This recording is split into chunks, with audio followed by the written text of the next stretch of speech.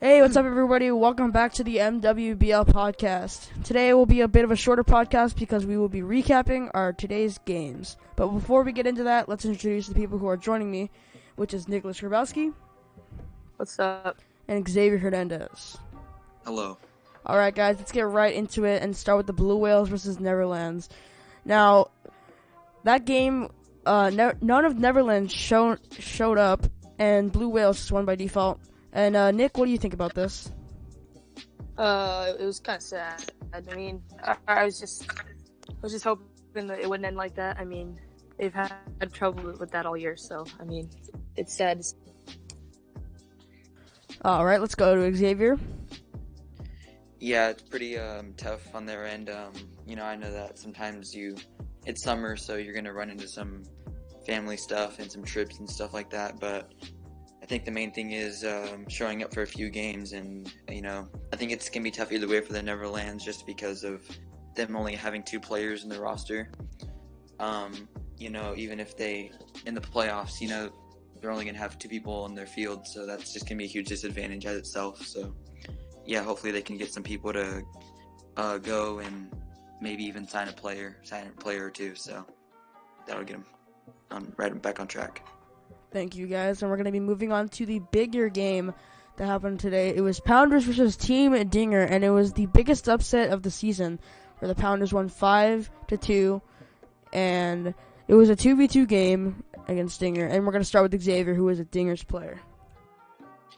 Yeah, it was pretty disappointing. I think that first inning really killed us. I kind of got a little bit over my head. I thought it was going to be a pretty easy win.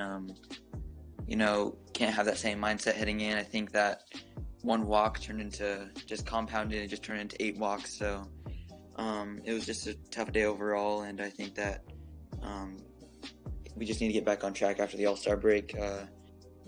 Probably acquire somebody after the All-Star game and during the trade deadline, and try to get us back on track and win this NL. All right, thank you, Xavier. Let's go, Nick. Well, it was a tough game. I thought going into I remember last night on the podcast, I thought it was just Team Dinger all the way easily. So they proved me wrong. They proved a lot of people wrong. So I mean, like Xavier said, they're gonna make some moves maybe, and they're ready for the All-Star break. Get a little break, and then they come back at it in the second half. Thank you, Nick. Thank you, Xavier. And speaking on free agency, Pounders and Dinger will be making moves for this season, but there has been some action already. We're going to get into our free agency moves, starting with Andrew Robinson opting out of his contract with the Pounders and won't return next season. Xavier, what do you got?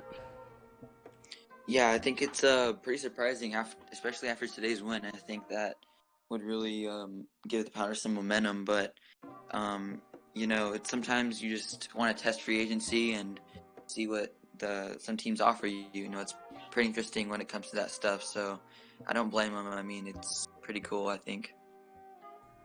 All right, Nick. Yeah. I didn't really think I knew that was coming. I was talking to him before the game today, and he said he just wasn't that happy as he could be. So he was telling me that a lot of the stuff that he can capitalize on with other teams, he thought there was some better options that he can have. But do remember that they can get a better deal. He can get a better deal from the Pound, but he likely will not come back to the Pounders next year. All right, thank you too. And one of our own co-casters, Nick Grabowski, getting re-signed to the Gators. And since we all know how the show is going to be, we're going to start with our boy Nick, who just got re-signed. Nick? Yeah, I'm glad it's done. I mean, I knew that it was coming. I was talking to the captain, Jessica, and she said that she wanted to re-sign, so I was like, yeah, I'm all for it. So I'm just back at the Gators. I'm glad I'm back. I think this is the team where I'm glad I'm at. I don't think there's anywhere else I'd rather be. I mean, we got great fans everywhere out there. I like everyone I like the roster. I like everyone that's there. It's just a great place to be. All right, thank you, Nick. And let's go to Xavier. Yeah, it's a great move. It's very aggressive move. I think it's going to help them in the future, I believe, and possibly win a championship this year. I think it was a huge addition. Not addition, but just a huge signing as itself. And I can't wait to see what this team can do. Thank you, Xavier. And we're going to be moving on to our next free agency move, which was John Paul Campos talking about how he will not resign with the Blue Whales. He expressed with us earlier today at our games that he would not want to resign with the Blue Whales after this season. Nick? That's very surprising. I really thought they'd bring the whole team back with the Blue Whales, and they already lost one of them. I believe Micah will resign. I do think he will. But JP surprised me. I think there's going to be a lot of teams itching for him. They probably really want him. He's a great player all around. I think he's just got to stay out of trouble, and he'll be a great player. All right, thank you, Nick. Xavier, what do you got? Yeah, I think it's pretty surprising too, but I did talk to him earlier today, and he did say that he would consider finishing the season with the Blue Whales and try to win a championship this year and then do the same thing with another team next year. So I think it's pretty bold on his part, just because that he's willing to take that lead for the team. And I think that it's pretty cool because you get to test free agency and see what team is willing to go after you. So I like the move that JP made. A lot of speculation going around that JP will be a big free agent next season. All right, let's get into some of the biggest free agency moves. Our other co-caster, Xavier Hernandez, getting into some controversy here, saying that he will not be Dinger's captain after this season. Xavier, why? Is that your opinion on that? Yeah, I think it's a pretty big role to be a captain. It could be a good and a bad thing. Good because it's you get to make some moves for your team, and then bad because sometimes it could be a bigger role than you think it is. I just really want to become a free agent and see what team can go after me during off season. I love Team Dinger, but I just like to see somebody else in that captain role for Team Dinger. Thank you, Xavier. And Nick, what's your opinion on this? That was very shocking when I heard that. I really thought he'd be their guy, their franchise player. But it just happens sometimes. Maybe people don't like where they're at. And that's normal. I mean, stuff happens. Years go by and just stuff happens. So I think it's just up to him. It's been an understandable move from Xavier after he's been playing with a two-man roster this whole season. All right, we're going to move on to our last topic of the show, which is going to be our updated power rankings for Week 4. Blue Whales staying at the top of the board for all of these weeks. The Gators have moved up. I think it was one slot, right? Yeah? Yes. Yeah. And Dinger moving down one slot, which is a crazy thing to happen, which you don't see. And the Pounders, surprisingly, coming from 6th on the board, moving up 2 slots from Weasels and Neverlands after their win against Dinger with that upset. Weasels moving down a slot because of their poor performance recently, and Neverlands, with their 0-4 count, you gotta believe that they're looking for something special.